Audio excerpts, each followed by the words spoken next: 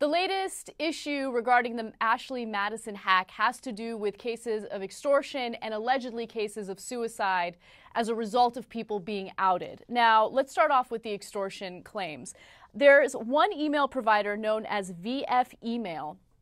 And the founder of that email service has spoken to the press about a number of emails that are coming into some of the users, which are allegedly extorting them, telling the users, hey, if you don't give me X amount of dollars, well, I'm going to go ahead and tell your spouse about the fact that you were on Ashley Madison. So let's take a look at the graphic. Here's an example of what the email looks like. It says, unfortunately, your data was leaked in the recent hacking of Ashley Madison, and now I have your information. If you would like to prevent me from finding and sharing this information with your significant other, send exactly 1 Bitcoins, or that's the equivalent of 225 US dollars. Okay, so the amount varies based on who it's sent to, and apparently this scammer is letting them know that the amount that he gets or she gets will let that person know that they're responding, and that's the identity of the person that they're targeting.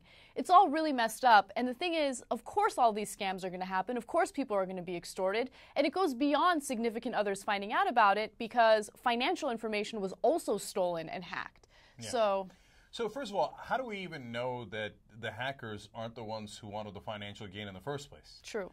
Like, I guess not. I mean, it sounded like, I know this is a hilarious thing to say, but they sounded genuine in their anger against Ashley Madison, and it seemed like they had personal issues in their lives about getting cheated on or something. But they easily could have done it and then used it for financial gain as well. They have all the credit card information. They could be running the scams. But let's assume for a second that it didn't happen. But they, at the very least, opened the door to this, and anyone could have seen that coming. We said it from day one, hour one, minute one, right? And so we have the extortion that's happening for mass in a mass way. They grab all the emails, give us $225 at a time, right? Then there's a second layer to it, which is when it gets more personal. Like the guy in Saudi Arabia was worried he's gay. They're going to out him. And there's a whole bunch of emails in the Gulf, Saudi Arabia, Qatar, etc., where they can go at maybe high value targets, if you will, right, with people with a lot of money. And now the third layer of the scam is people are coming in and saying, oh, I'll help you cover up the Ashley Madison stuff. Don't worry, you won't get caught. You click yes to that, and they put malware on your computer, infiltrate your computer, and scam you that way. So the scams are endless because of this. The number of lives that they're going to destroy is unfortunately countless. And keep in mind that the hackers did this in the name of morality. How moral is it when your actions lead to things like extortion and, unfortunately, according to police in Toronto, 2 unconfirmed cases of suicide? Now, there are very few details on this story, but it's unsurprising to me that people would take matters to extreme measures in this story. 2 people in Toronto allegedly took their own lives as a result of the hack.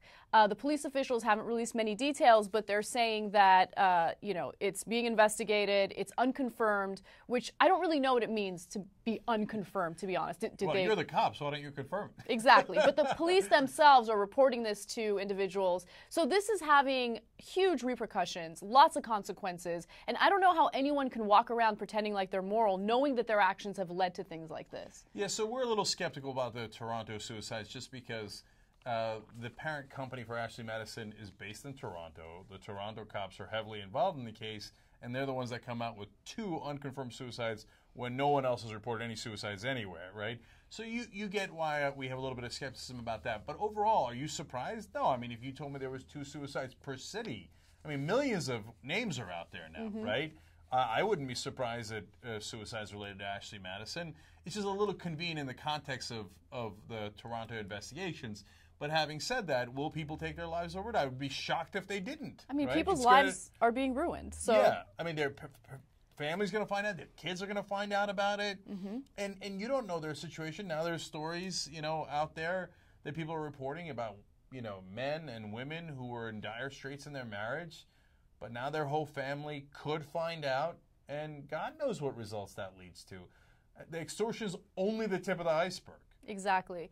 Now, Ashley Madison's parent company, Avid Life Media, is facing a huge lawsuit. It's a $578 million lawsuit that's been filed in Canada. It is a class action lawsuit, and part of the reason why they're facing the lawsuit is because many of their members had paid an extra fee to make sure that their information would be deleted immediately from the website, but it was never deleted. So they actually didn't follow through on what their promises were, and I'm glad that hopefully some people will get some justice in this case, because that's ridiculous. If you're going to have people pay the fee, you got to provide the service that you're saying you will provide. And I know that's the excuse the hackers use to leak all the information, but if you left it at that issue and you made people aware of that by, I don't know, releasing a couple of names but I wouldn't make it real people, but somehow giving evidence to that effect, right?